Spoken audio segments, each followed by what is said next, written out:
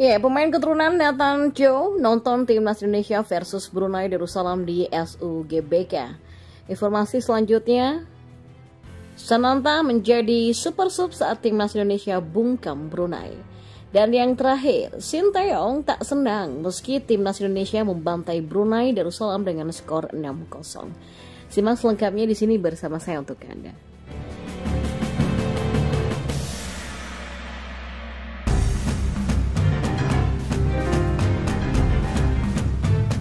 Dan di informasi yang pertama, pemain keturunan Indonesia Nathan Joe terpantau hadir secara langsung untuk menyaksikan pertandingan timnas Indonesia melawan Brunei Darussalam di Stadion Utama Gelora Bung Karno atau SUGBK Senayan, Jakarta Pusat pada Kamis. Duel tersebut merupakan leg pertama putaran pertama kualifikasi Piala Dunia 2026 zona Asia. Nathan Joe datang bersama kakak kandung Irfan Bahdim yaitu Fardi Bahdim.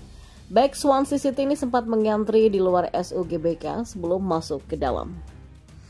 Momen kehadiran Nathan Joe ini pun direkam oleh beberapa supporter timnas Indonesia yang datang ke SUGBK sehingga kehadiran pemain berusia 21 tahun itu viral di media sosial.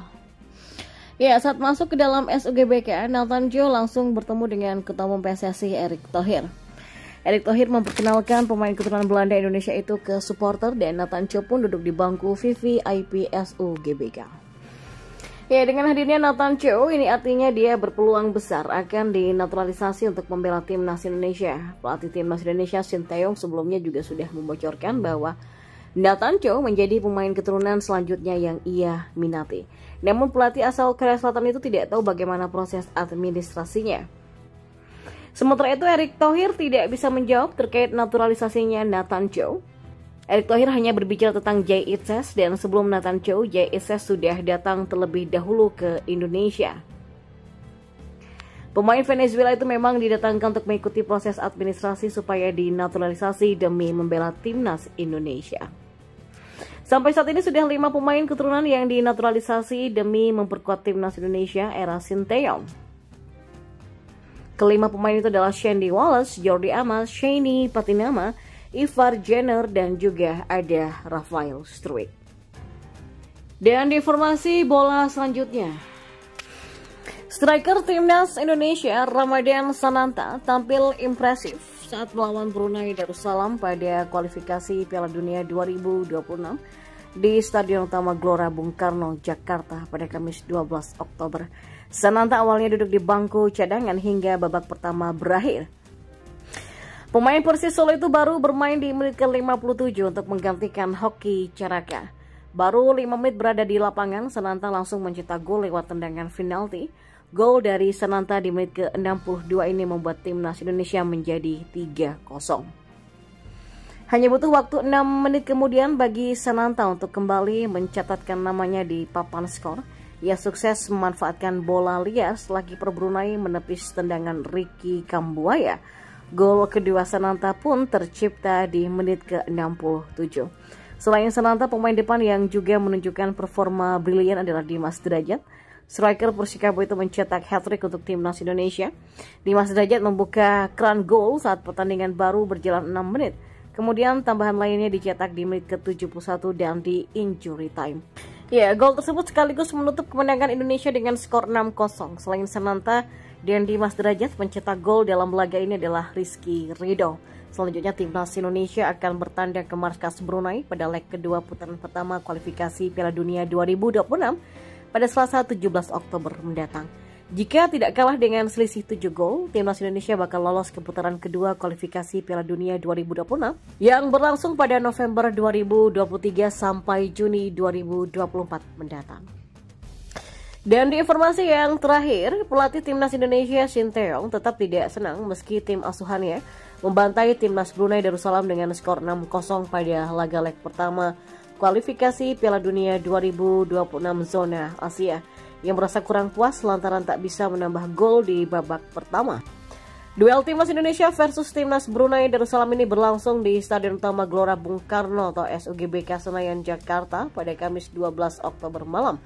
Skuad Garuda menang telak berkat hat-trick dari Dimas Derajat, Rizky Ridho, dan brace dari Ramadan Sananta. Maka dengan hasil itu kans timnas Indonesia untuk lolos ke putaran kedua kualifikasi Piala Dunia 2026 pun terbuka sangat lebar. Ya, tim Merah Putih tidak akan bermain terlalu tertekan saat leg kedua nanti. Usai laga, Sinteyong berterima kasih atas kerja keras para pemain, namun ia justru tidak senang karena pemainnya sempat kesulitan mencetak gol tambahan. Ya, pertama-tama saya mengucapkan selamat kepada para pemain, tapi perihal isi pertandingan saya tidak begitu senang. Setelah gol kedua sangat lama sampai terjadi gol ketiga, ya itu harus dievaluasi. Tapi di babak kedua para pemain kembali bekerja keras. Jadi saya tetap mengucapkan terima kasih banyak, kata pelatih asal Korea Selatan itu.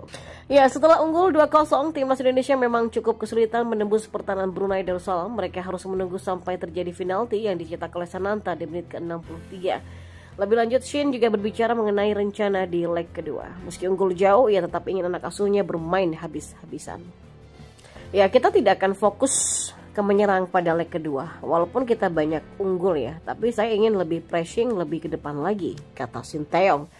Ya, leg kedua akan digelar di Stadion Sultan Hasan Al Bolkiah, Bandar Seri Begawan, Brunei Darussalam pada Selasa 17 Oktober nanti. Kemenangan ini tentu akan memperbesar peluang untuk lolos ke babak kedua atau fase grup nantinya. Ya, timnas Indonesia memulai laga dengan sangat baik dalam duel lawan Brunei di kualifikasi Piala Dunia 2026. Skuad Garuda unggul 2-0 saat laga baru berjalan 11 menit.